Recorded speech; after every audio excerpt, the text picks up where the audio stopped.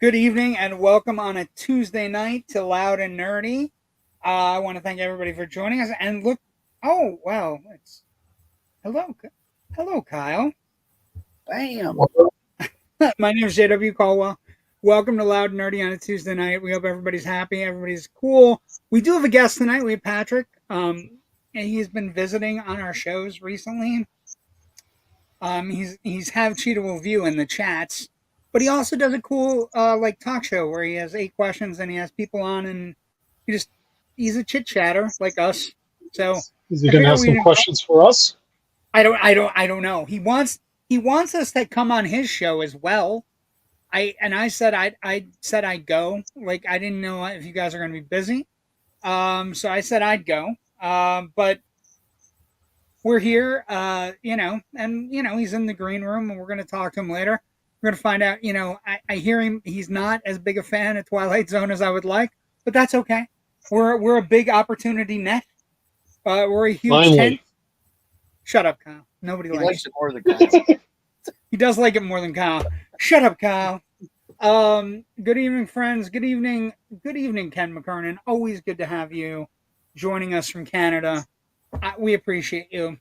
I was there last week. You were there last week. Was everybody nice? Was everybody For the super most nice? part. Okay, good. For the most part. So summer is here. Summer is grinding along. It's been and here's an interesting thing. So the last time we did a show, the three of us were on, and we were talking about the end of the movie business as we knew it, right? And it's an interesting thing, right? We're talking about the sky is falling, theaters are going to close, what the hell is going to happen? And then, lo and behold, a little movie about, a kid's conscience, a kid's mind shows up, grosses $700 million, and all is right with the world. Everything's fine because movie going is a required practice. In order to get people into the movie going spirit, you have to have product that people want to see. And Inside Out was that movie. That's the first movie that everybody had to see this summer, right? So at the beginning of the summer, box office was down 25% from last year.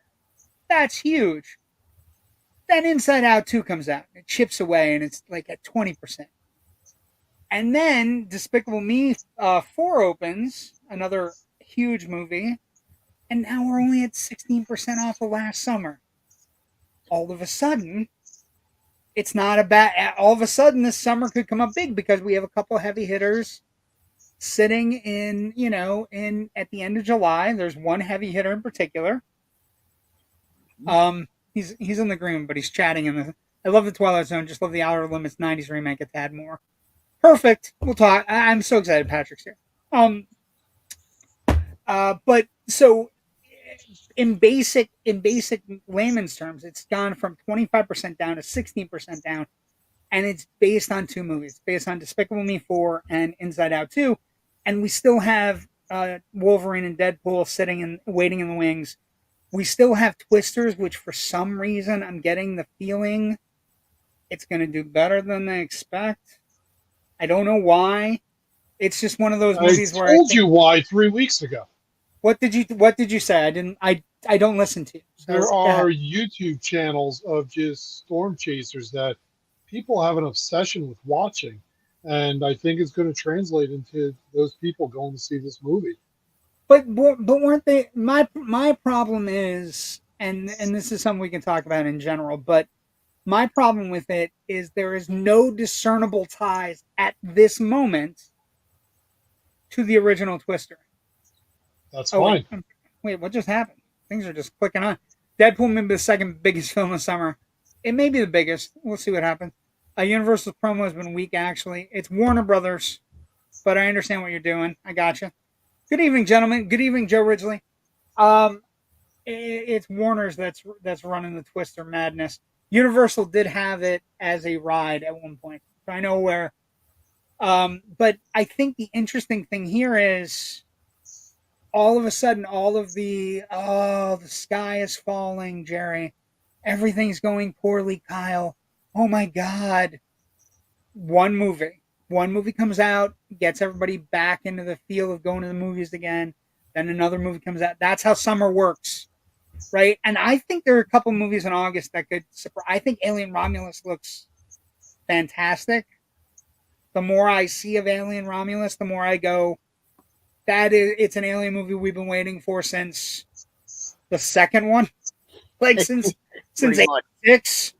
You know, also because it has a weird timeline and it gets rid of Alien 3, which is the best news ever. Let's just get right out the door. So we did have some losses. Let's see. Hold on. Ken writes, Twisters, Bill Paxton's son is in it. Sure, but I don't think it's a character. I think it's cool, Bill Paxton. If that's, you know, the silver balls, that's what it has in common. You're talking about Dorothy, and they call it Dorothy in the trailer for the new one. So I'm wondering if it's just like a rehab of the first movie. Missy says, "Hi guys, hi Missy, good to see you. I wish Fly Me to the Moon had done better." Now, here's an interesting thing about Fly Me to the Moon. Everybody, you know what? Fuck it, Patrick. Why do you wish Fly Me to the Moon did better? You're on. All right. Me, I love all genres, and I thought they well, for one thing, I'll be honest with you, I never believe the studios when they tell you how much a movie's being made for. I never believe that. I always think the numbers are always inflated. It's always inflated to go against. A lot of times, it's inflated to go against the actor. So yeah. So when because you look at the movie, you look at that movie, and you really got to look at it and go like, you really spent $100 million on this? I mean, itemize that. Where's the money? Yeah, well, the money. I'll be honest. The money in that movie is in the two stars, right? She has a certain price tag. Tatum has a certain price tag that's lower than her price tag. You know, Scarlett has a certain price tag. But the key here is Apple doesn't care how much money it makes. Apple is in the mindset where their new thing is, and this is a directive within the studio, the only thing they really care about is that they're bringing prestige to the Apple network. That's all they care about. They will release a movie in theaters for 2-3 weeks, knowing that when it premieres on the Apple network, it brings extra prestige. So yes, would I've liked to see it done well. I was fine with it not doing great. I haven't seen it yet, so I promise to go. I promise. I saw this week, boys and girls in the audience. This movie is spectacular. I enjoyed it immensely. I like Seven and I like Silence of the Lambs, so therefore I like Longlegs. It's like that old timey thing where you teach yourself how to say things, like to make absolute truths. Longlegs is one of those movies. Osgood Perkins. By the way, Jerry, the coolest thing, his pop is Anthony Perkins. His daddy is Norman Bates. So and he makes these cool avant-garde-ish kind of like Satanist movies that are very fun. And Cage is having an absolute fucking blast. So. Everybody, this is Patrick. Patrick, tell us a little bit about yourself. I'm Patrick. I have a YouTube channel called Have Cheetah Will View. It's a play off the old 1950s Western show called Have Gun Will Travel. And the cheetah's name is Paladin. Do you have a card, Paladin? My cat's name is Paladin. And I have a show on my channel called 8 Questions With that I originally started in my blog, and then I transferred over to YouTube, and it went seamless. And we've done about 450 episodes so far. Wow, so that's a lot of episodes. Let me ask a question: is it a set 8 questions? Is it like the? It was a set. Is it like the Bravo thing? It was like a set 8 questions when I did it on my blog. Simply for the fact that the people who I was asking the questions to, they were writing their answers out. So they had to write their answers. They had to go in there and write their paragraphs. And so I limited it down to like 8 main questions and a couple of fluff questions. But the 8 main questions were in there. And I also told them. Does that continue to this day? Do you continue with the same? So it's 8 different questions now. Things have Oh changed. yeah, it all depends on who the guest is. Like who the guest is. Like if I'm interviewing you, I'm going to talk about the Indie Escape Network, and I'll ask you how you got it started. I'll ask you how you get your start. Well, Ask you I jumped on Joe Ridgely's coattails. I'm It I'm was a a Joe moving. Ridgely. It was a moving coattail. I'm a Huh. huge Joe Ridgely coattail. Like whoa. But yeah, that's interesting. Like, so that's with the nicer weather. Are folks going to the movies less in your opinion? No, Missy, no. We've He had the missed that third beginning part. with the She missed nicer the weather. beginning part where we said that movies were down 25% before Inside Out Oh, 2 okay. came out, and Yeah, has been making up ground the last couple of weeks with Inside Out 2 and Despicable Me 4, and yeah, now with Wolverine and Deadpool waiting in the wings, and pushing yeah, back even more.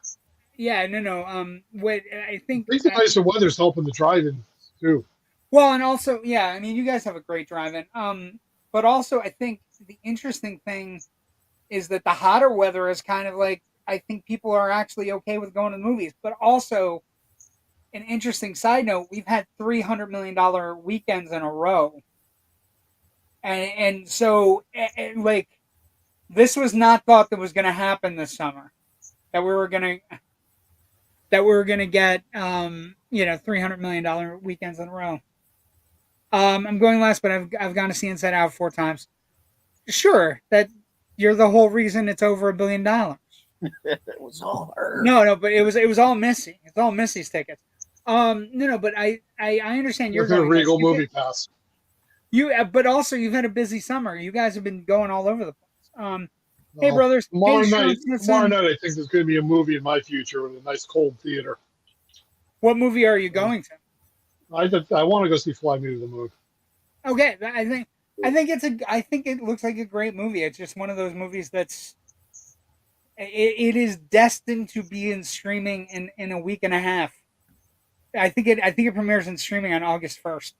So it's like it's just their priority. Seeing Longlegs with a group in a theater is very important because people are gasping and just like I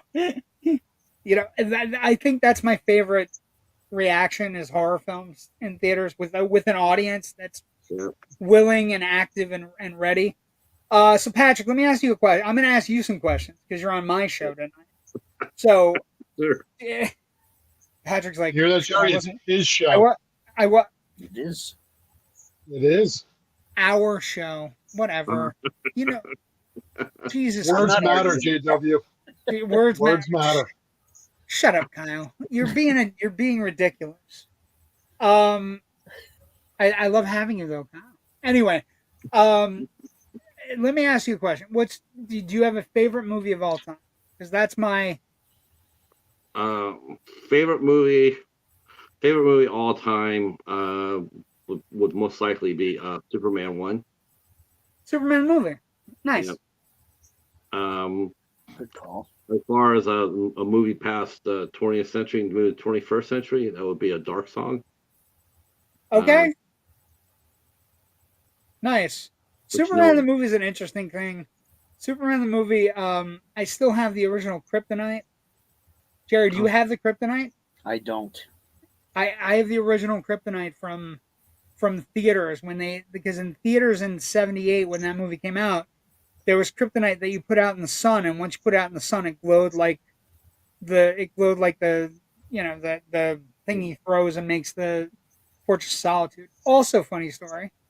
When that movie played in my dad's theater in West Seneca Falls, New York, right outside of Buffalo, I knew the entire opening sequence. I was 4. I knew the entire opening trial sequence. Terrence Howard saying guilty. Just ridiculous shit. Okay. And I used to do it at like parties. Let's see. The air wasn't on when we went to Exorcism. Are you talking about the? They went to that Wilkes-Barre theater. Well, was it the? 14. I feel bad. Was it the Exorcism with Russell Crowe? Because that movie, I saw it, and I saw it because it was starting at the right time, and it was one of those movies that's like, Just one of the worst movies of the year. True Jasper, that theater was so hot. No, it's Great just to a see you, prequel. Patrick. Joe Ridgely says hi. Hey, Joe. It's like getting a ring kiss by the Godfather. 78 is the year I was born, so yeah, I wasn't. He always has to do that. Oh, Ashley always trying to be funny with Plays her. the age game. How young she is. Had glow in the dark plastic moon rocks from NASA in '76. Probably the same thing. They just repackaged them, put Superman '78 logo on it, and went merrily on their way. So Ooh, Patrick, when you started the show, like first off, you the people you have on the show are eclectic. You have people, people in bands, you have actors, you have all these different people. You've done over 450 shows. What's your secret to being a talk show host? Um, Who do you emulate any famous talk show hosts? no, I patterned it after Michael Rosenbaum. So he did a show. He does this show. It used to be 90 minutes. You go back to some of his earlier shows. It used to be 90 minutes. Now they're like an hour and 10 minutes to an hour and 15 minutes. And he also does a lot more shilling now than he used to. It used to be like he'd come on there, he'd do a 10-minute opening segment and then go right to his guest and have a great conversation. Now it just seems to be a little bit more, because he's got a band and it just seems more shrill, more shilling. And the shows aren't, they're still great. I mean, he did an interview with Edward Furlong that was flat out amazing and super. I couldn't believe he had him on the show, and he's sitting up there saying he has 6.5 years of sobriety. Man, I got to be honest with you, man. I choked up when I heard that because that guy's had a hell of a life. But He's had a rough ride. He's one of those actors that got christened early and then just had a rough ride after the christening. Let's see. Hey, 82 was a great year for movies. Is that the year Ashley was born? 82 was a great year for movies. 82 is actually one of the, Jerry and I have talked about this. I don't know if I've talked about it with Kyle or on the show. 82, one of the single greatest. You've mentioned it many times on the show. Sure, it's a great year because it's true. Because it is true. Yeah, it's you don't realize it's true. It's damn true. It's damn true. You realize in summer of '82, The Thing and Blade Runner opened the same day. Do you have any concept of how ridiculous that is? The Thing didn't do that well either. Neither. Well, actually, neither one did well. The Thing and Blade Runner both bombed at the box office, and then found their way. Part of the problem with them both bombing at the box office was a week and a half earlier, E.T. opened, and once E.T. opened in summer of '82, it was all downhill. Porky's. Ashley, get your mind out of the gutter, will you? She's married to me. What do you expect? She's force-fed this stuff. Her mind is the gutter. But so, what is the one interview you've done that you look at and you go, if somebody was watching our show tonight, they had to go to YouTube and they had to figure out, they had to get the essence of your interview style or the essence of your show, what's the interview that you would point them to? Wow, that's a hard one. That's really hard because I've had some really, really nice people come on to this. More than one. I didn't mean to make it hard. I was trying to lobby a softball, Patrick. You must have been really bad with MySpace with picking your top 6. I had I've had a lot of fun with it. I mean, hell, I'll even go back as just last week. We had Mike Pyro from Mike's Monsters and Toys, and he just opened up his new shop in Connecticut. And we're talking about Edward Furlong just a minute ago, and Mike's story himself.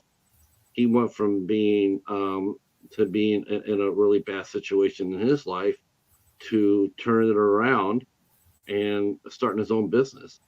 And listening to him talk about it was just flat out amazing. Yeah, no, that sounds incredible. I mean, when you have the thing that you find out you really love, right? It can solve a lot of problems. You can figure things out a little bit quicker. What else?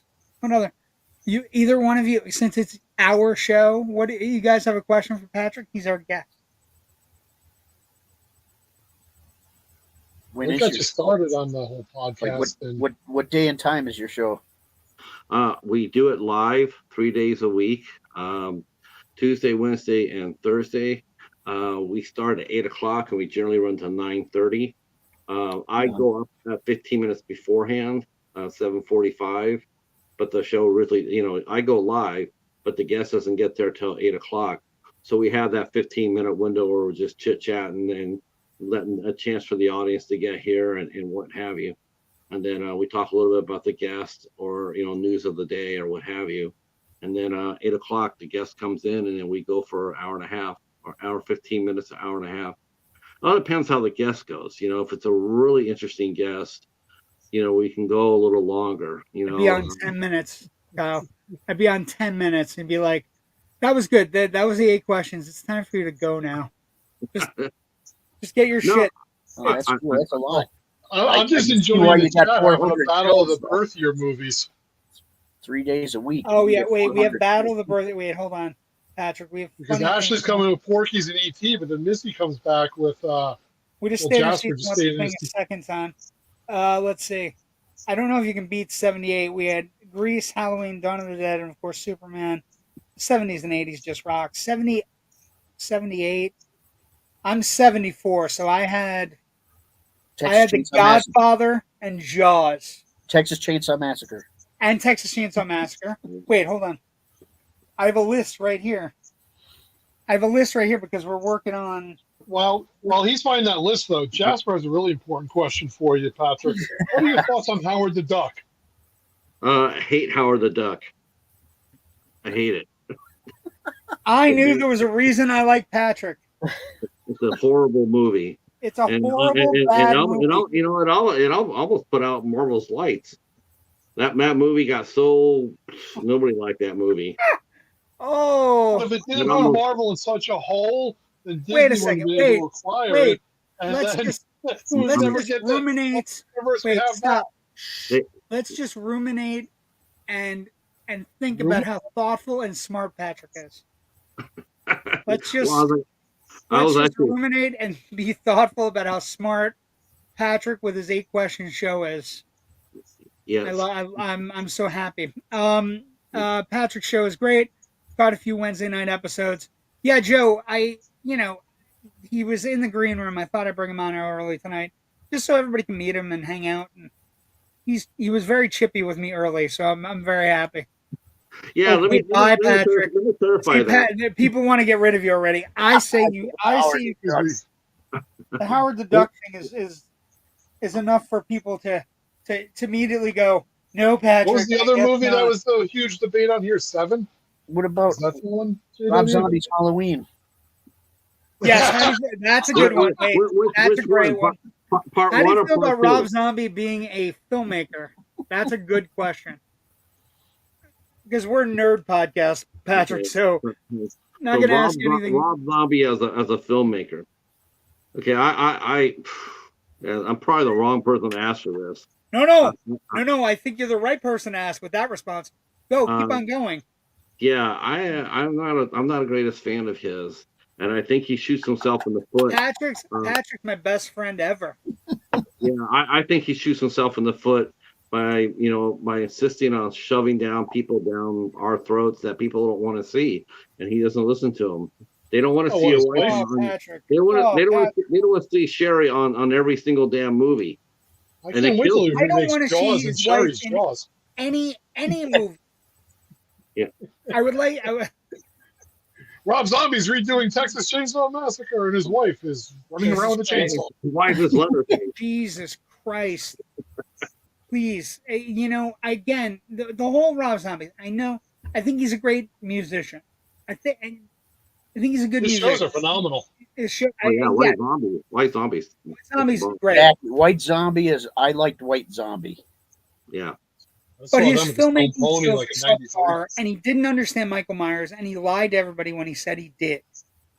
and even with that movie, I will say this, and I said it before, I'll say it again, say it to all three of you, Patrick hearing it maybe for the first time.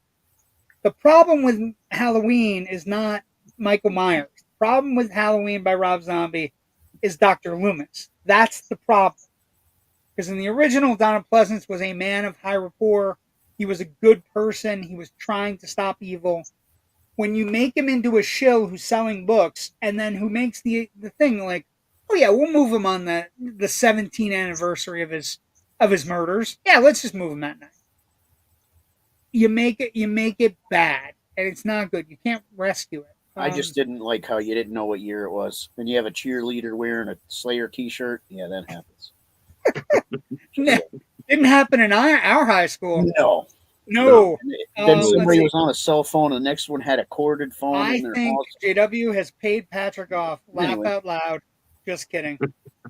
I mean, I did send him money earlier, but it was only on Venmo. Isn't Rob about to destroy a new franchise? What is he working on? I think I was that's sort a of hoax, bummed. right? I was actually sort of bummed. If you're talking about that Fred thing that's been going around the internet, Yeah, the picture that looks like Leprechaun. yeah, it doesn't look right. That's fake. That one website produces so much garbage stories and garbage whatever. Looks like this. Somebody said on that website, I think they said that there's a new Friday the 13th movie coming out this fall, and it's like, no, there's so many fucking court cases going on about I already Friday the watched 13th. You know what I mean? And the show just got canceled, Jerry. Did you see that? The No, I didn't Stupidity see that it Show. got canceled, but I just watched a Friday the 13th movie. It's a newer one that's out. In a Violent Nature. Yeah, the guy walking through the woods for half the movie. Did you like it? I really liked it. I thought it was great. He wanted his gold necklace back. That's the only thing he wanted. That's He all wanted his talent.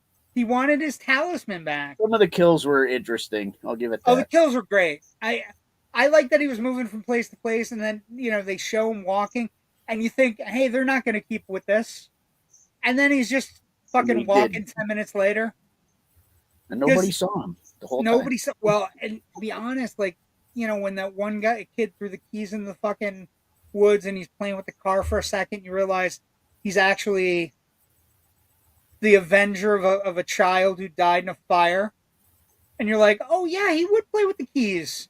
That's amazing. Jason probably did that too. I really liked the Violent Nature. I thought it was very creative. I still want the Crystal Lake TV show. Why? Why would you want a TV show where he's young? It'd be about 5 minutes long. Yes, he's a challenged kid. A bunch of counselors fuck in a cabin, and he dies. He drowns. That's or does he? Credits. Or does he? See, Well, but even then, it's like it's worse. Like I think we need a Friday the 13th movie that's like fully Friday the 13th. We had Rob's brother, Spider-Man from Powerman 5000 Network. His films aren't any better. Misty, let's see. Powerman 5000. I unfortunately missed In a Violent Nature, but I truly want to see it because it's interesting to see a movie from the murderer's point of view, post from the victim, but unfortunately my theater stopped showing it super early. Yeah, it didn't do great. It's already on video on demand, but when I say it didn't do great, it only grossed I think it was.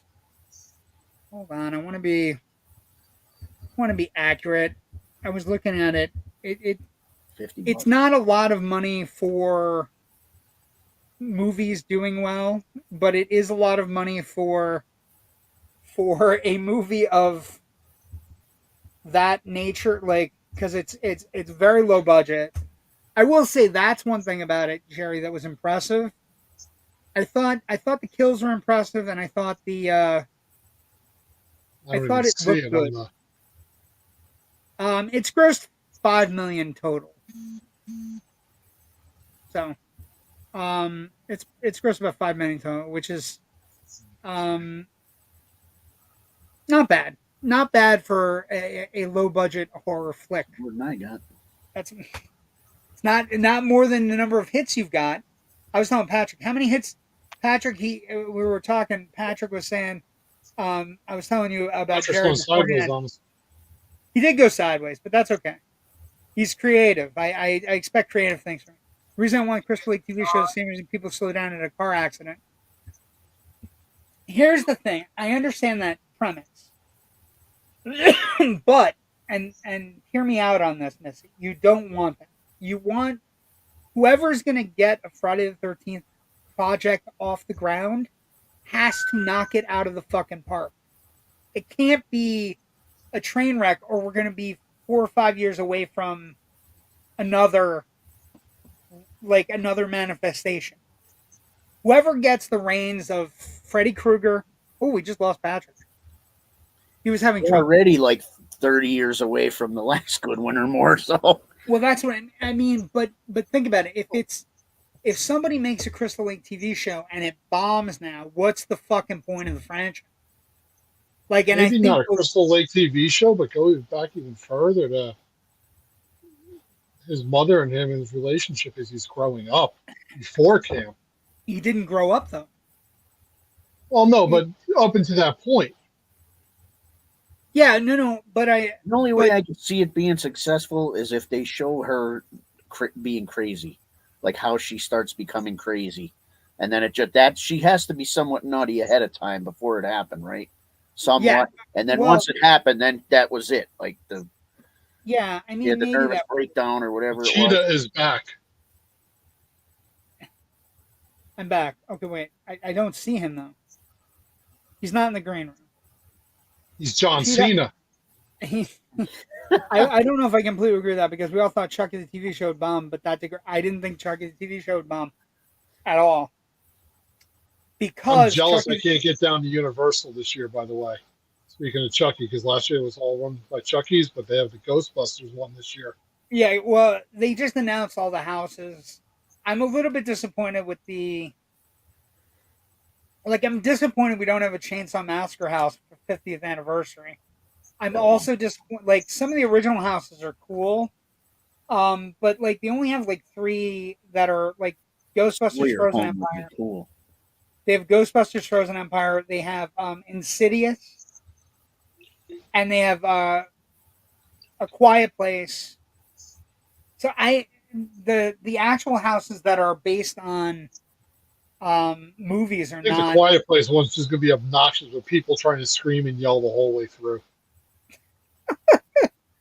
Where you're just going to want to punch a kid in the face. You got to get the wax. And Crystal likes the TV show, doesn't have an opportunity to answer some answered questions, like what was going on with the mom during all that. I don't like. I think it's one of those things. Get my hair done. It's like creating a backstory for something that doesn't need a backstory. You know what I mean? Let's see.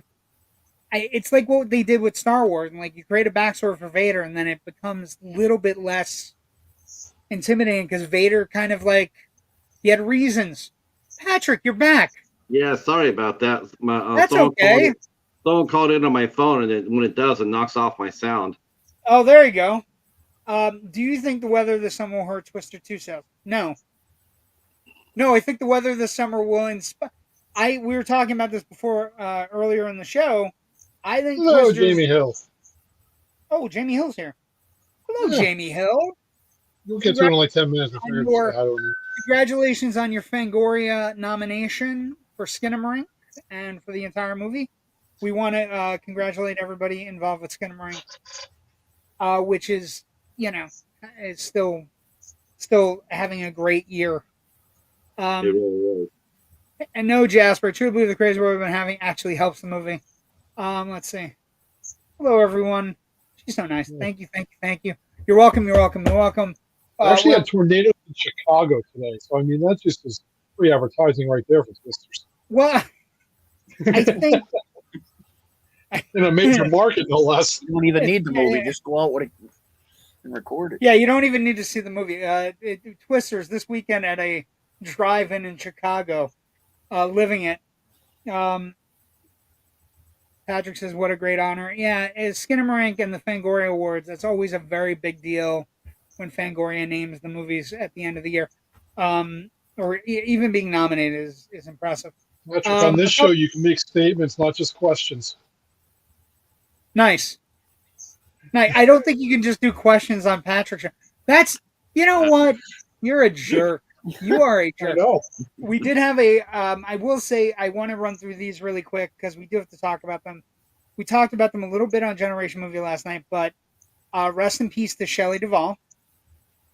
One of our truly great, ambitious actresses, and of course, starred in Nashville, Popeye, The Shining, and The Shining was the movie that kind of like I'm no better mentally than killed Popeye. her. Really hurt her. But also, I want to give a big shout out to her for Fairy Tale Theater. This Fairy Tale Theater on Showtime when I was a kid had major stars. Liza Minnelli's in the fucking Princess and the Pea episode. Robin Williams is in the Frog Prince episode.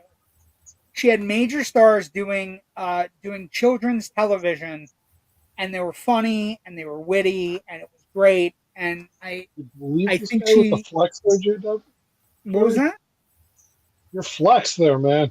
Like already bragging about 1974 being born in. Like when I was a kid, I had Showtime, I had HBO. You're just throwing out like all the flexes. Time Bandits. Yes, Shelley we're good. We Duvall. got to talk about Time Bandits. I agree.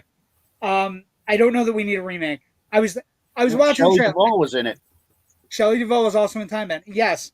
Yeah, but it's a small bit part. But I think she got a lot of like grief and hell over her life, and I'm glad she's at peace, but I'm also like sad she didn't get. And I will say this for anybody, you guys I rag on Howard the Duck. Popeye did not do well in 1980 when it came out, but I implore you, if you've never seen Popeye, please watch Popeye. It's a great movie, and she is fantastic in it. It's a really good movie, really good music, impressive sets. It is ahead of its time, and that is the reason it did not do well. Another person that passed away, we lost, of course, the Queen of 90210. We lost Brenda. We lost Shannon Yo, Doherty, she was also the bomb in Charmed. Mallrats, yo. She was the bomb in Mallrats, yo. This is just as Affleck was the bomb in Phantoms, yo. But I was thinking about this, Jerry. When we were in high school, everybody like all the girls in our class that we graduated with were watching 90210, right? So Absolutely. it was a smart play. I was telling somebody last night. It was a smart play to watch 90210 as a guy to be able to get in on the conversations and be able to chit chat with the ladies. Right? It was a smart play to be able to go. I don't know. Maybe I'm pro Dylan. Yeah, sure. You know what I mean? Like being able to lie about it was one of the key things. But also Charmed is one of the great one of the great horror based shows. Heathers. And Heathers. She plays the Heather that eventually sprouts its head. So anyway, but she was a good actress. She was crippled recently by the amount of by dealing with cancer, which is 9-year battle. just ridiculous, a grind. This 96-year-old, when we were younger, was on TV every week, every day. Dr. Ruth Westheimer, And on the radio. and on the radio, and everywhere. There was a point during the 80s and late 80s and early 90s where she was on everywhere. And what was that? She was on K-Rock in Los Angeles. That's where she first started at. Yeah. Before she went syndicated, but she would come on the K-Rock show every Sunday, and it would be her and Dr. Drew and Swedish Eagle and the Poor Man, and they would have one other DJ, I can't remember, and they would have like a 4-hour block, and Dr. Drew and Dr. Ruth would they would help out different callers with questions. And we were talking about it, like her advancement with regards to talking about sex. It's okay to talk about. It's okay to have discussions about. It's okay to be, it kind of like the self-help portion of the 80s and 90s. She was one of the founding members of it, right? She's one of the people that allowed us to talk about stuff that we never really talked about again. Another person that's also part of the self-help that we lost, Richard Simmons. Also, one of the true, and him and Ruth Westheimer had something in common. They were part of the truly amazing guests of David Letterman. When he would have them on, he was amazing with them, and they were incredible to talk to, incredible. And I was thinking about Richard Simmons being a chubby person my entire life, right? Deal meal and sweating to the oldies and all the things that you try when you're a fat person, like I am. Deal meal, holy shit, yes, right? But the thing is, one of the things that I found really interesting is he was, from all accounts, he was as nice to people behind the scenes as he was in front of the camera, and so was Dr. Ruth, right? The one crowning achievement that they both have is that people, when they met them, would say, I was so surprised and so happy that they were exactly the person that was in front of the camera, right? And so I just, their losses, right? Let's get some comments. Hold on. So we're talking about Dr. Ruth, and Missy says, I wanted to be her so bad. And Jasper almost had the same thought I did. He said, you're too tall. I thought, is that why you stunted your growth? But anyway, in order to gear for Twister, I've actually been watching Real Life Storm Treasures tons of live streams. So apparently you and her are watching together. Is that where we're at? No, I've caught her and our neighbor watching, and a few other people in her. I don't watch them, but that's how I know that there is a following of people watching it.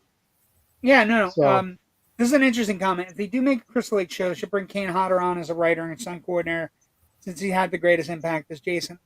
Yes, they need to figure out how they're going to use Jason, and he has to be used properly. They're not going to use that. There's not going to be any Friday the 13th at all until Sean Cunningham and Victor Miller just they have to come to some sort of agreement. Oh no, they said no that got settled. That lawsuit is settled. It's now a matter of who they sell it to. Blumhouse is circling both Friday the 13th and Nightmare on Elm Street. Blumhouse is around both of them right now, but they settled. The lawsuit, the Friday the 13th copyright lawsuit, theoretically has been settled recently. It was like in the last 6 months, I think. But they have to. But they have to work. They have to work together in order to make it work. Now they're not friends. They're not talking to each other. That's why nothing's been done. I just want. What makes people talk though? Money. Yeah, money is the great. They offered that to Victor Miller. They offered that to him. They offered him money, and he didn't want the money. He wanted to put Jason to bed. He wanted him to go. He wanted him to die. Die. Oh. Yeah, he wanted. Kyle saw part of Time Bandits. What part of Time Bandits did you say? Is that what was on in the background when I fell asleep on the couch? Jesus Christ! So wait a second. You were watching Time Bandits, but you didn't watch Time Bandits. Time escaped me. It was like stolen. I think it's kind of neat that you have taken the Sprat place on this show. Congratulations! It's a happy place. Is that supposed to be a compliment or an insult? It's both. I just want to know. Both. I have all the fairy tale theater shows on Laserdisc. Favors the Hansel and Gretel. My favorite's the Frog Prince because I thought Robin Williams was really good. Jasper Katz Red's Charmed, excellent show. James V. Syking also passed this week. If you're a fan of Hill Street Blues and Doogie Howser, and Star Trek 3. And Star Trek, he was a captain in I think it's 6, The Undiscovered Country. I watched Charm TV series many times. It's a great show. It's sad to hear that they were all fighting. Also, an interesting Shannon Doherty side note that has become a real life thing. So a day before she passed, apparently she made a list with a lawyer of people who are not allowed at her funeral, which I thought was like people I guess that she felt would be coming to her funeral not to celebrate her but just to look good. So she banned them, which I think is an amazing, like, you can't have a seat at my table. Dr. Ruth is my idol. Ruth, I wanted to be here so bad, and then the last one, but you're too tall. It's okay for women to say they like sex. Yes, it's okay for everybody to talk about it. So I think those are some great. Except for people in prison, mostly. But well, I mean, some people in prison enjoy it. Not everybody. 50-50, really. But let's see. That starts a rewatch of Oz now, folks. Yeah, we our new thing, Oz Redux. Come here, fish. Twister 2 does well. Will they make another Sharknado? I hope not. Like, no. No. They shouldn't make another Sharknado. That's Kyle, what you happens actually if they like do well, Sharknado. because they're going to see all the disaster flicks Wait starting. a second. Sci-fi ones. Yes, They are bringing I'm out all for it. Twisters. I'm all for it. Like, but remember, Twisters came out in '96. It's right around the time when we had a bunch of weird weather movies. We had what Dante's Peak and Volcano. Volcano hit in center of LA. Deep Impact. Although I will say, Deep Impact was such a bad movie. So bad. It's so Deep bad. Impact, It's so good. Armageddon. You know what? You know, I still can't get past with Armageddon.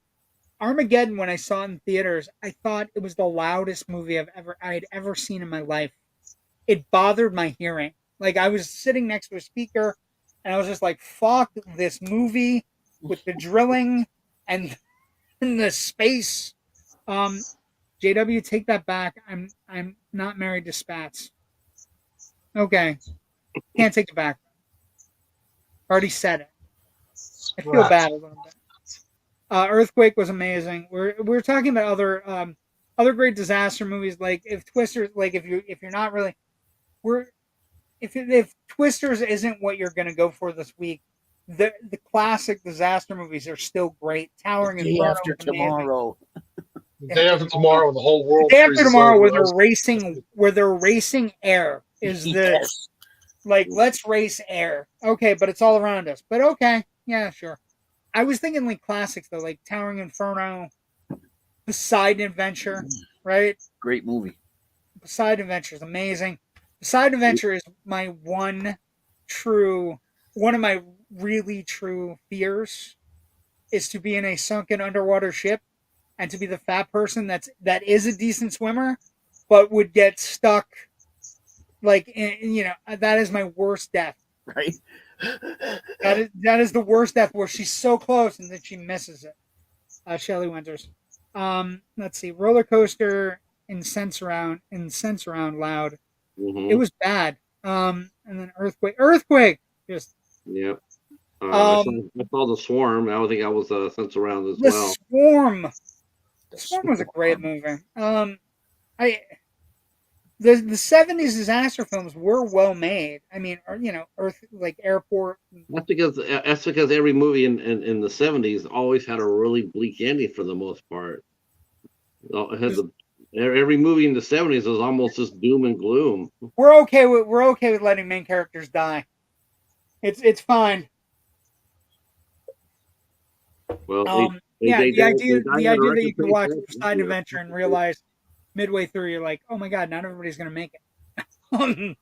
We're a happy-go-lucky group. This guy also passed away this week, and I would like if any of you three gentlemen and anybody in the peanut gallery know who this man is. So I'll leave it up for a couple seconds without Googling or whatever. Tell me who this person is. This person passed away about a week and a half I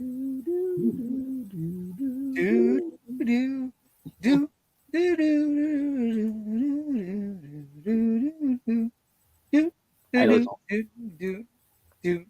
Not gonna lie.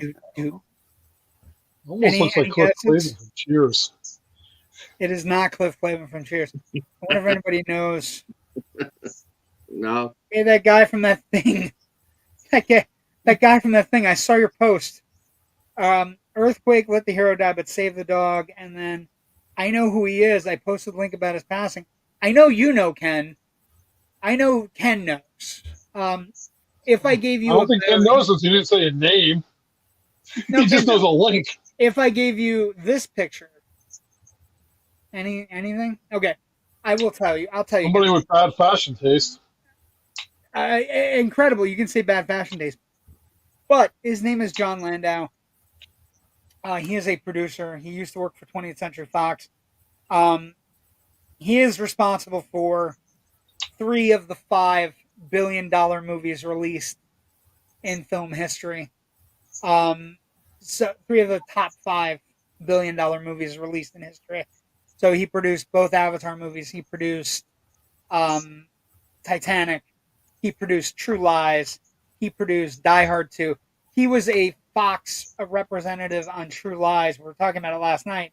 He actually was working on True Lies to keep Cameron in budget, and they became such good friends that he moved over and eventually became James Cameron's producer, the person that made James Cameron happy, the person that is responsible for anything on screen. The person that won an Oscar for Titanic is John Landau. And the interesting thing is, I was talking to Rich about this last night, he actually interviewed him when he won for Titanic, when he was doing newspaper articles for the Wilkes-Barre Press. And so he was from Wilkes-Barre, his family is from Wilkes-Barre, Pennsylvania. So he is one of the greatest producers in the history of Hollywood with a single greatest track record. He also was the person that would tell James Cameron no. Which, if you know anything about James Cameron and James Cameron movies, that's a hard get. Getting James Cameron to say no, or telling James Originally Cameron got no. jokes. Jokes. I think I've seen Kyle in a similar shirt. Wow. Mine was Baby Yoda, baby. Now he's all, everybody's all over here. Yeah. Wow, with the recent passing, is that going to have any effect on governments that were in the pipeline? His might, because he was the go-to guy on the Avatar films. So we know there's 2 Avatar films in the pipeline. John Landau was one of the persons responsible for them. Again, he was also a producer on a lot of movies. Worked for Fox. Was head of marketing and production for Fox. But he was one of the architects for Cameron in the idea that he would get Cameron whatever he needed for his movies, and coincidentally, produced 3 of the 5 biggest movies of all time. Which, but he had money, not James Cameron. No, Cameron. No, him. It was him and Cameron together. I think you, Jasper. What I would say to you is, if you don't think James Cameron owns Titanic and Avatar the Way of Water and all of his movies, look at what happened in the last 6 months when all of his movies got re-released by 20th Century Fox / Disney. They all got released together. They all got released on 4K. They all got released in almost a set. Aliens, The Abyss, True Lies, Titanic all got released 4K at the same time. Those guys are gonna have enough clout to keep their movies physically released. Yes, Cameron is one of those people that, like Spielberg, that controls and owns everything about his movies. I'm waiting for the Hitcher 4K that you put out the other day. Yes, the Hitcher 4K is coming. I think it's coming out for Halloween, which is perfect because that movie is fucking bone chilling. R-rated, heavy. Fucking Rutger Hauer's a prick. Oh my god, that movie is great. So this trailer dropped this week. I need to get a gauge from Kyle, and mainly Kyle, because Kyle's my Marvel guy with me. Are you excited, Kyle, or not? Well, for Red Hulk? I was telling a fucking nerdy thing, right? Red Hulk theoretically is going to look like Harrison Ford, right? So that's what I'm excited about. It's going to go with all my Harrison Ford stuff. Like I have so many figures that are just Harrison Ford. So a Red Hulk that has Harrison Ford's mug on it is going to fit in nicely in my little toy room. You need a Mosquito Coast one now. Yes, I need an Alley Fox with a big block of ice that he's carrying. Father. That would be his tote. But yeah, I mean, I'm excited. I got in a huge fight with somebody we know about it. It's releasing on February 14th. and the person made a comment that Disney is dropping it in February because they know it's a dud. And my No. answer to that is No, not at all. February 4th. Go ahead. It's Black History Month. It is Black History. Yes. Yes, Yeah. Patrick, among other things. Also, February 14th was also the weekend that Black Panther opened, and that movie went on to gross $700 million and $1.3 billion worldwide. So the idea. We've had the argument on here many times that no one puts anything out that month anyway, so you got a clear runway to put out something that'll make money. Yeah, it makes no sense. What else? Let's talk about when we get done with the show tonight. This show will be finishing up on Disney. It's already premiered at 9:00. I'm pretty happy with it. I know people have been fighting about it. I'm not going to fight about it until I get to see the ending of it. Kyle, are you following? Are you still in? Are you still in on it? 2 episodes off right now. We've been busy. We've been really busy. Yeah. Let's also talk about we have 2 things, and then we have to get to our segments that only Jerry and I like. Let's talk about Axel F. Jerry, we were talking about this before the show. I really liked it. I think it's a nostalgia bomb. I like nostalgia bombs. You had one problem. What was your big problem with it? He didn't do the laugh. He didn't do the laugh. And the interesting thing is, for people who don't know about this, at some point Eddie Murphy was told he was too old to do the laugh. So he, in an interview, he said he taught himself not to do it. And now we're making a Beverly Hills Cop movie and he doesn't have the laugh. I thought the movie was good though. I like the action sequences. I liked everybody back. It's as good a reboot quill as we can get, and I hope he gets another shot at it. I hope he gets to make another movie.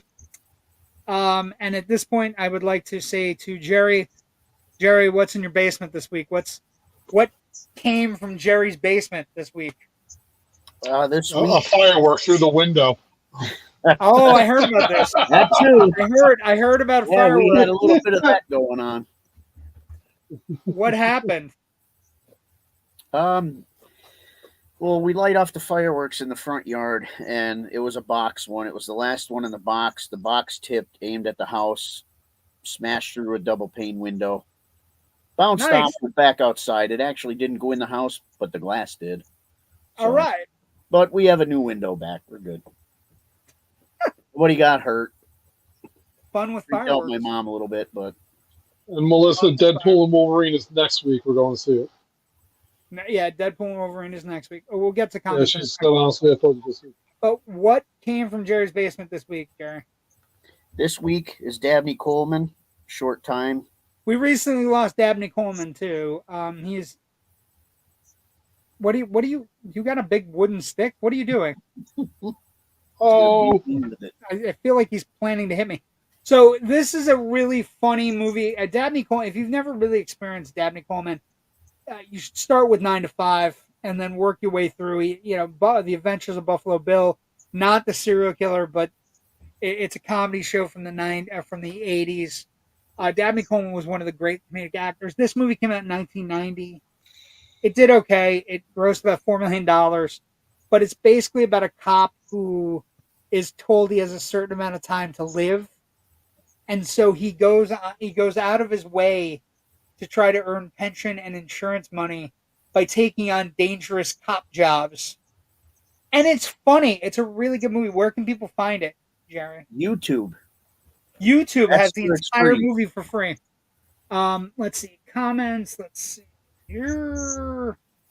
I watched his Avatar, but it's nothing like the movie. I think you're talking about The Last Airbender. All right, Kyle, honestly, you thought you were going to go to Daredevil and Wolverine. It's Wolverine and Deadpool. Speak the text. Okay. Have you picked up, I think Daredevil is going to be in it. So, have you picked up Star Wars figures at Ollie's half price? Yes. Yes, actually, I have. I picked up him, and I picked up Black Panther. So yeah, It was in Star Wars. that. You know what, Kyle? Kyle, nobody likes you sometimes. I mean, it's Nobody- possible. Nobody would- likes you sometimes. I thought I missed the cameo. Sorry to speak to text error Deadpool and Wolverine. I absolutely love the Acolyte. I think the Acolyte's pretty good, but I know people have problems with it. I've talked to some Star Wars fans who haven't even watched it because they heard it was bad. I'm like, what the fuck is wrong with Star Wars fans? What am I saying? That's all the time. It's truly never a dull moment at Jerry's house. Apparently, That's true. with the fire and whatnot. Scared the shit out of the dog hiding in the basement, I bet. Jasper, it's 9 to 5. 9 to 5 is one of the greatest 80s comedies ever made. It's wonderful. It's Jane Fonda, Lily Tomlin, Dolly Parton, Dabney Coleman. It's about fighting, harassment in the workplace. It's absolutely amazing. It has vignettes that are absolutely to die for. They each have visions of what they do when they kill their boss. It's amazing. All right, Kyle. Here's so often that nobody likes him that I'm thinking about putting it on his tombstone. Fair enough. Are you hearing it from other people aside from me? Yeah. Okay. Well, It's supposed to bother me though. I didn't want to be part of a trend. I wanted to be ahead of the trend. But okay.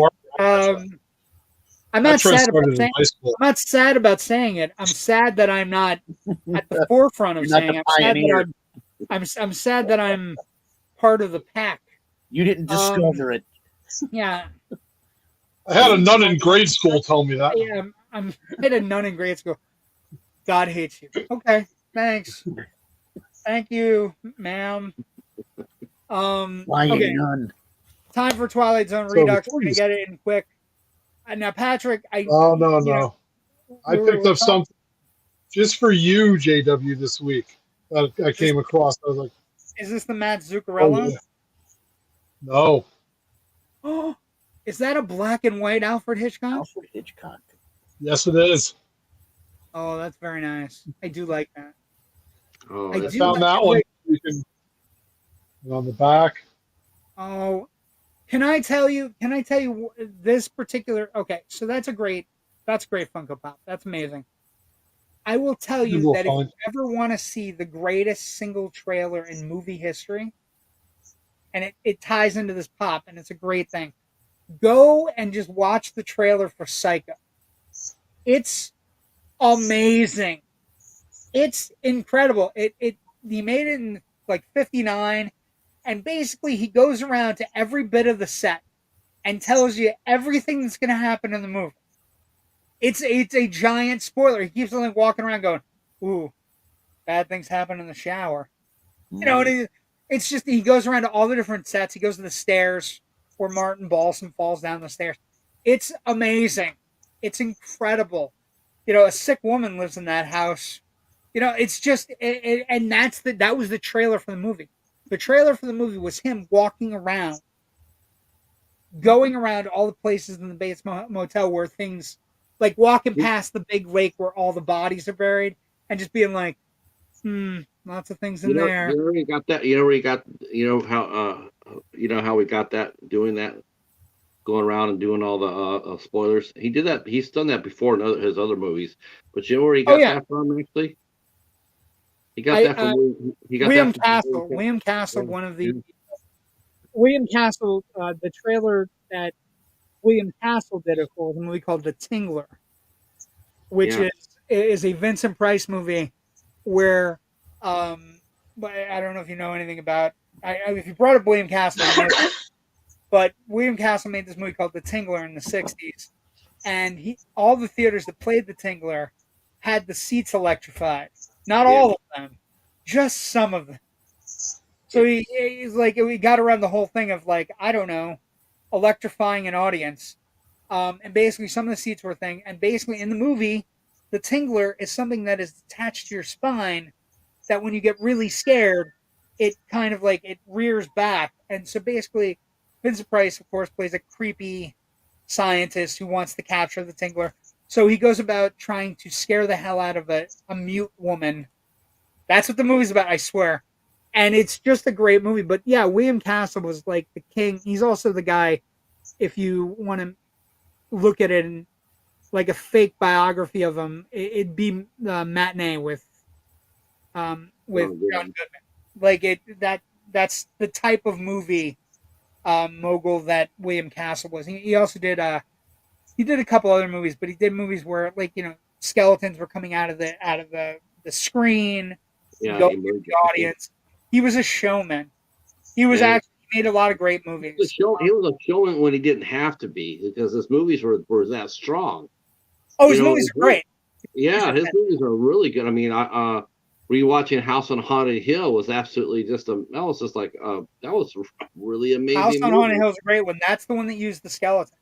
There's a Yeah, moment where Vincent Price gets a Emergo. skeleton out of like a vat or something, and he sends it. He pushes at one of the other characters, and they push it, and then what the trigger in the movie would send it out into the audience. So, yeah, but Hitchcock. I mean, Hitchcock is also one of those people when he did it. Like he's so tongue in cheek that the fucking like the shit that happens in Psycho is not minor, and he's just walking around going, lots of stuff in that lake, just kind of nonchalantly. Okay, Twilight Zone Redux time, folks. Before we end for this week and get ready for movies and fun and everything this week. So this week's episode is a little episode called Elegy. And I got to tell you again. I got allergies.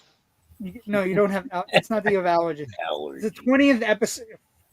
God damn. Hay fever really bad this It's year. it's the 20th episode of the Twilight Zone. It aired on February 19th, 1960. It's based on a short stories by Charles Beaumont. Basically, that was published in a science fiction magazine.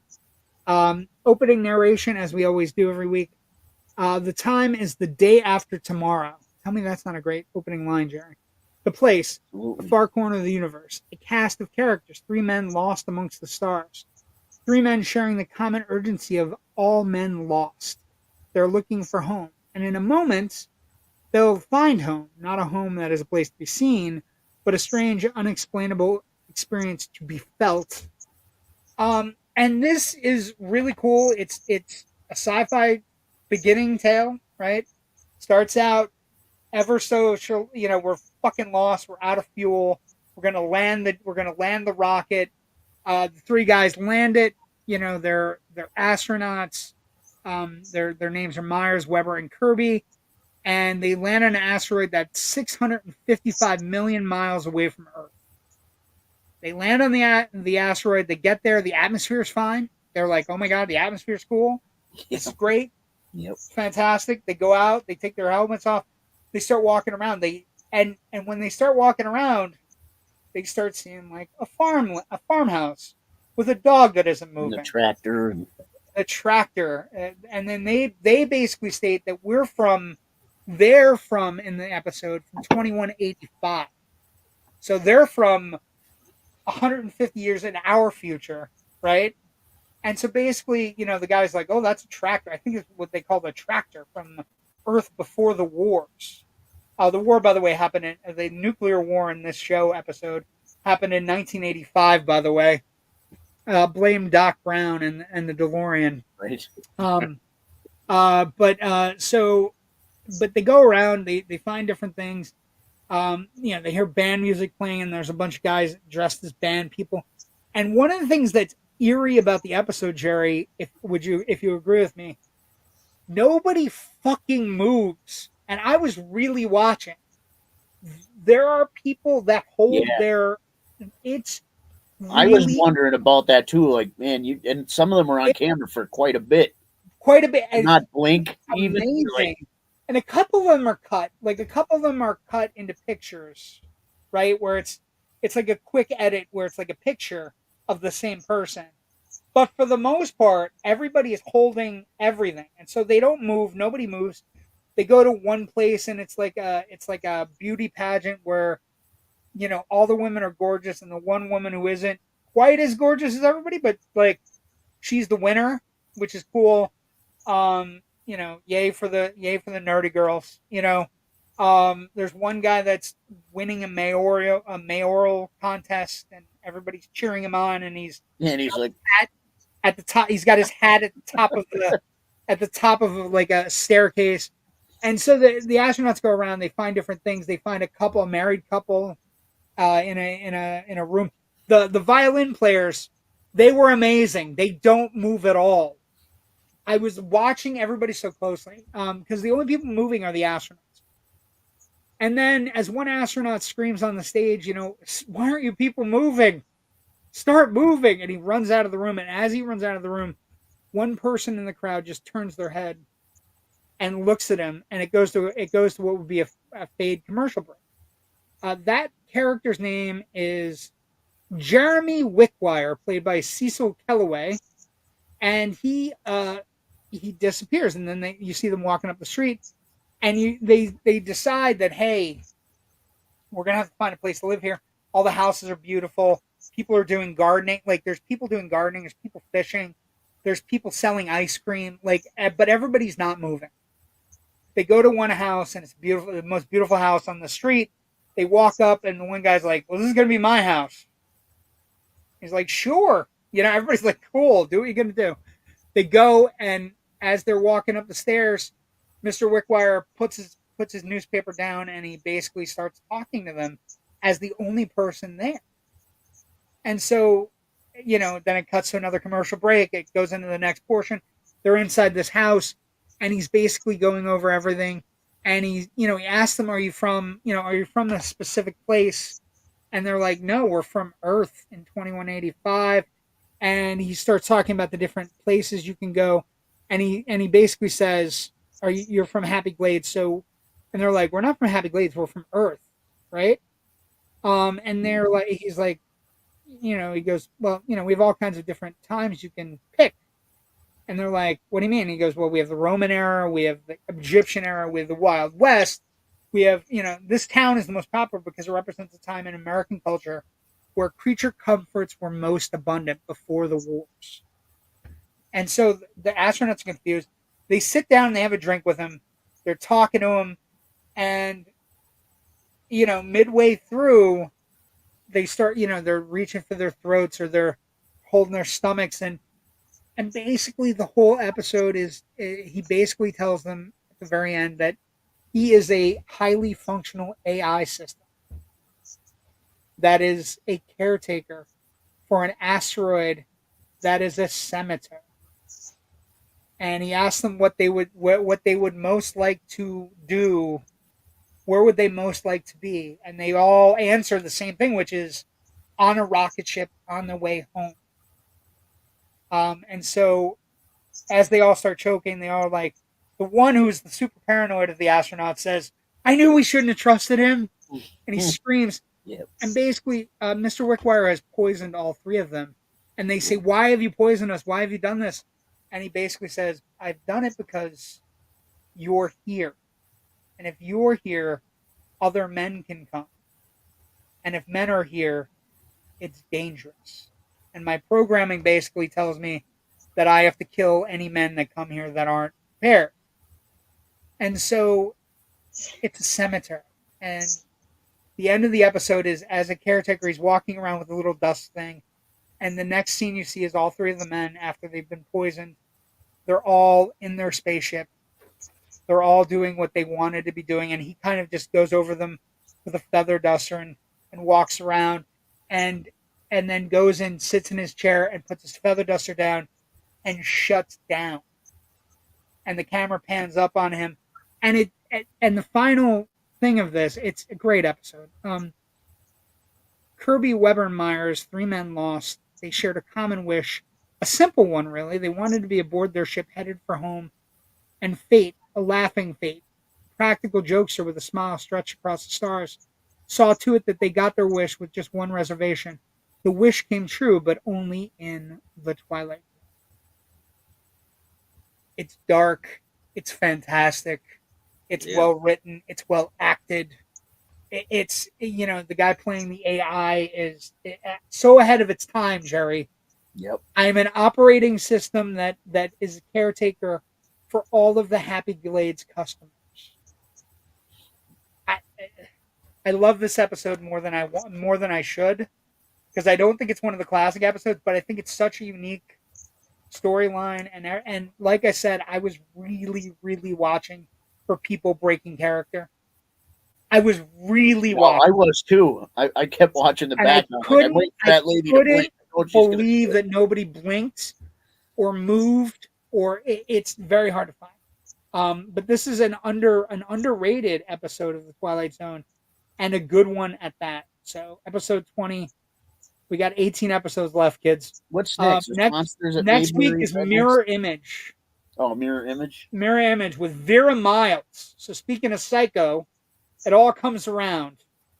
It all comes around, kids. But yeah, so next week is Mirror Image if you want to catch up. Episode 21 aired on February 26, 1960. We'll be back next week with that. So let's do comments, and then we'll finish up with Patrick. Let's do comments. Let's see. Oh, okay. Starting here. Does he come with the audition couch? I think he's asking Jerry. High anxiety. Here's your paper. Here's your paper. I've heard about this and terrified me from movie theaters for quite some time. Yeah, the Tingler and William Castle. Look him up. He did a lot of cool stuff. Didn't they pay for your funeral if you died of fright? I think that was a different movie of his. There's one there he had insurance. He had an insurance company. Psycho had nurses and everybody in the theater, and Psycho also had a rule that you couldn't go in past a certain point. Right. Kyle, take the pink pill. I think Matrix. After they're done with the segment, I don't remember what we talked about. Inside Out, the messy scene times. Yeah, Inside Out was great. I mean, and there's nothing to really talk about. It's a great movie. It's well done. Buck Rogers didn't stick around to save the world. We talked about a bunch on the last. There's a lot to unload with that Inside Out too. It's great. I think if you put Inside Out 1 and Inside Out 2 together, you could make a 3-hour Oppenheimer type version of Pixar and make it like it's epic enough. Oppenheimer? Drink the Kool-Aid. Insideheimer. They never got to meet Slotty Bartfast. Inside Out and Heimer is another movie you don't want to look up. Yeah, don't do that. Gabe is a great guest tomorrow night at 10 p.m. on the Escape Network. I was just getting that. We gotta say goodbye. Inside Out and Heimer might come from Jerry's basement with the casting couch. There we go. I do have entrails of a virgin. Okay, so it got dark. Patrick, you got any questions? Yeah, Patrick. How about this? Let's kind of give you a little bit of run. Why don't you ask each of us one question before we let you go, and then tell us where people can find you. Tell us about where they can find the show, Sure. What your handles are, all of those things. All right. I'll go with Kyle first. Kyle, what have been your 5 best movies that you've seen so far this year? Ooh. I don't think I've seen 5 movies this year. Jesus Christ. Jesus. Well, I mean, Inside Out 2 definitely was a good one. And I enjoyed Bad Boys, the new one. Yeah, even my wife's on there. Has Kyle seen 5 movies? What about on streaming? I mean, that counts. Anything? No, he sleeps. No, on streaming. He works. No, really on streaming. On streaming. No, I've been enjoying the Acolyte though, and I enjoyed Ted. You know, the series. I like a lot more series than I do movies. It seems. I'm looking forward to the 18th Cobra Kai. The new season drops, or part of it. That's gonna be amazing. That's a big one. Be amazing. And yes, hockey season just ended about 3 weeks ago with the Stanley Cup. So I mean, now I got a little bit of free time, but before that, there was a lot of hockey games being watched. There was a lot of hockey being watched. A lot of hockey. There was a lot of hockey. Is pro hockey your favorite sport to watch? Oh yes. Yeah. Pro hockey is my favorite sport. You got 2 questions. What about one for Jerry, Patrick? Jerry, is your basement organized as far as the movies go? Right now, it's not. But I have. It's a little bit messy, but I've got racks over there, VHSs, betas. There's some laser discs on the His floor. racks have racks. I got the racks from Blockbuster in West Scranton when they closed. So my question to the audience is this: throw up a 1 if you want to see Jerry do a movie room tour. Interesting. Clean it up for that. We the ones. Yeah, we have to do that in the future. Well, Jerry might have. You don't know what bodies are buried in Jerry's basement. We don't know. yeah. So throw up a 1 if you want to see a movie tour, a movie room tour. 1 from Jasper. I already had a private movie room tour. Wow, that sounds. Yep. Was Kyle there? Yep. I was told to stay upstairs for some reason. Yeah, it was weird, and then there was a lot of screaming. There was a lot of Twilight Zone stuff down here, so Yeah, yeah, he's bored. Just All right, how about we do a camera? How about we do a camera view of the stuff around the Dreamscape poster, just to help Patrick out.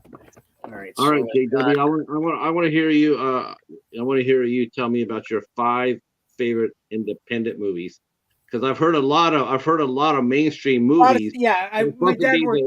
Oh, there goes the 2-hour time limit.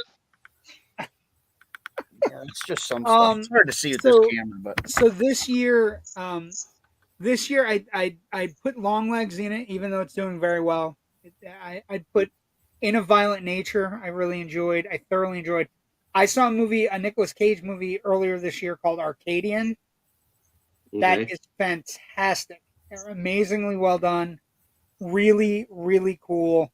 Also a movie called I Saw the TV Glow, which is about these kids who get wrapped up in a dark TV show. that movie was weird. It was weird, but it was fun. I liked it.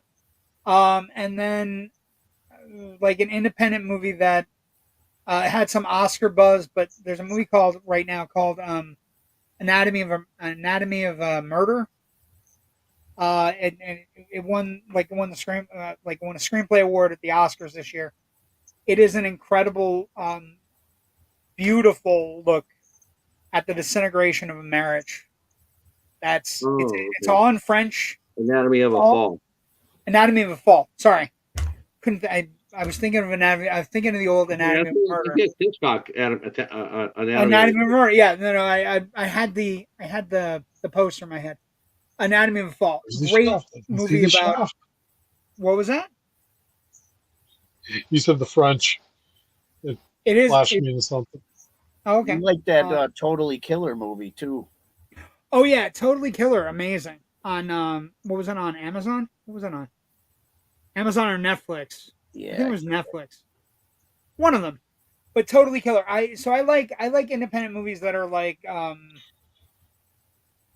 we're very much aligned with horror folks.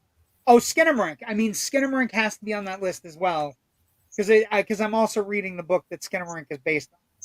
So, a lot of stuff. But In a Violent Nature's on the list, just because I think it's really creative. Arcadian had the most creative monsters I've seen this year. Long Legs has to be on the list because it's a Neon production. Some of the A24 stuff is good too. You know what I mean? A24 makes really interesting movies. We do the Indian, but interesting thing here, Patrick, is when you say independent movies, I see almost as many movies as I possibly can. But I grew up in a movie theater, so I am a studio person. I am like a person that was born and raised in a movie theater, and so studio movies were all I was raised on, except for like classics. You know, like we were going through it the other night. Oh, Holdovers. How about The Holdovers as a great independent movie of the last year? That's a fantastic movie that should be discovered by more people. Yeah, I was hoping Giamatti would have won for The Holdovers. I really would have liked to see him win. Because he really deserved it for Cinderella. Oh, he was he deserved it for Cinderella Man, but he also deserved it for Sideways. But he was so good in The Holdovers. The Holdovers, is one of those movies that I think as we progress away from it, I think it's a movie I'll be revisiting every Christmas. Sure. Just because I think it's one of those movies that has such a great Christmas feel for it. Let's see. Seems like Missy agrees with you My on the favorite Hogwarts. movie of the year is Poor Things. Poor Things is another independent movie, although that made a ton of money too. Looking at the teddy bear dressed as It was Jason. that the Time Machine movie on one of the streaming that you told me to watch that I really enjoyed. Totally Killer. Totally Yes. Killer is the 80s. It's the movie about the girl who goes back and is hanging out with her mother on a weekend where all of her friends are murdered by a serial killer, and she has to stop the serial killer from killing her mom and her friends. Pretty cool. That was a really good movie. That was a great movie. When you don't know the bad guys, Kevin Bacon shows up. Yeah, it's usually Kevin Bacon. It's right over Napoleon. Napoleon was really good as well. I think it was It lackluster. was okay. It was okay. I was hoping it would be better. It should have been great. It should have been less about. I don't know. It should have Is been it great. because you didn't More vote for action. It Pedro? needed action. Also, a lot of bad movies this year that we think that you could do a whole segment of bad movies. That's true. But as you know, Missy, I try not to be negative about movies. I want every time I go to the movies or watch a movie, Patrick, one of my Doesn't try defining Kyle, characteristics. nobody likes you. I don't want to be negative. I want stuff to work.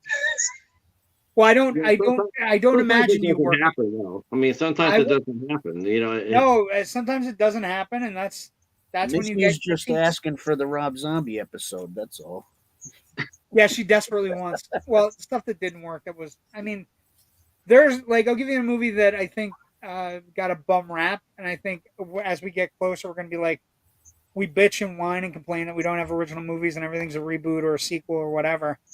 I think when we get to it, and again, it's a reboot of a TV show, but it's totally different. I think when we get away from the Fall Guy, far enough away from the Fall Guy, I think people are going to realize it wasn't as bad as it should have been. A bigger hit. I don't think it was bad. I just don't think people really were aware of it. You know, before they announced it. Yeah. You know, before they announced it, I hadn't heard it. I hadn't heard a single person ever say, "Gosh, I wonder if we could make a movie out of the Fall Guy." It just didn't work. Like the A-Team didn't work. Starsky and Hutch really didn't sort of work. It was just, and they always do the same hoary thing too. They always try to grab a couple people from the old show to throw them on in there. That's always that's a cliche. You got to. That's the nostalgia reboot try it thing we're in. That's the only thing. That's the only thing that could stop Twisters from doing better. Is that I fully appreciate the idea that they're going to do it without any kind of ties to the original, but I'm also expecting when I see it on Thursday that there will be ties to the original. Well, you know what I mean? Like I think they've done a great job keeping a secret.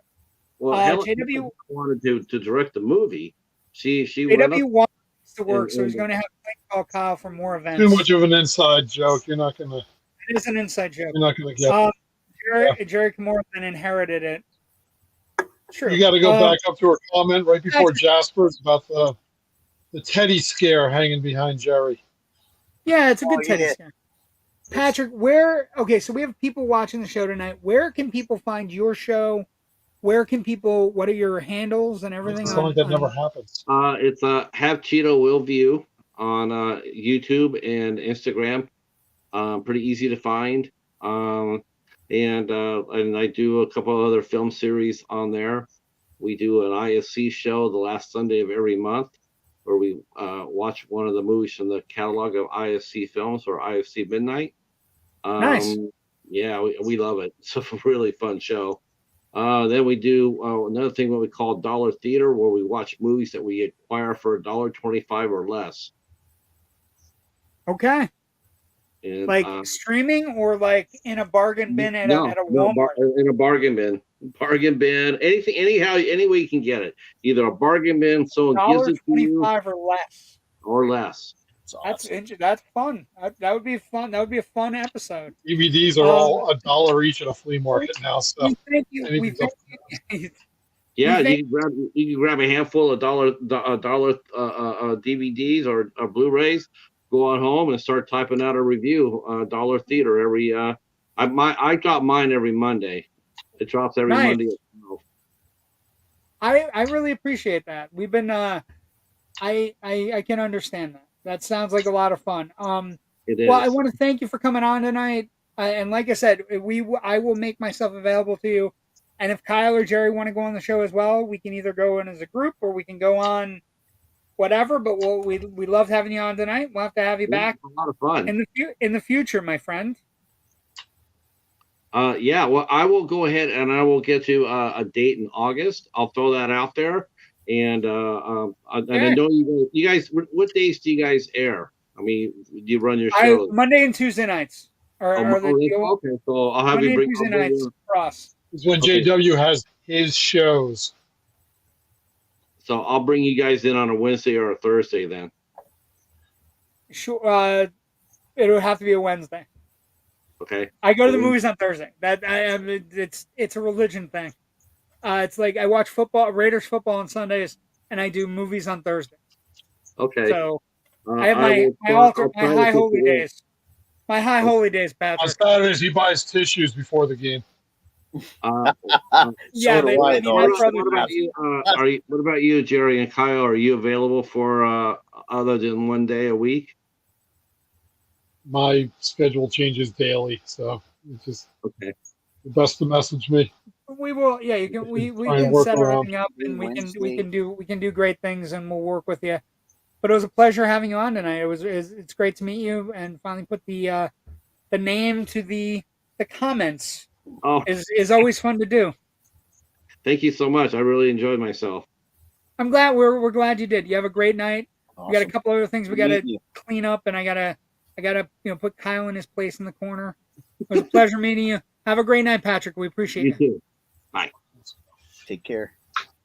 So that was pretty cool. Oh yeah, absolutely. Always good. It's always good to meet on other YouTubers. He's doing a lot of work. He's working 3 days a week. That's a lot. That's a lot of podcasting. But I wonder why he appreciate has 400 shows. That's it.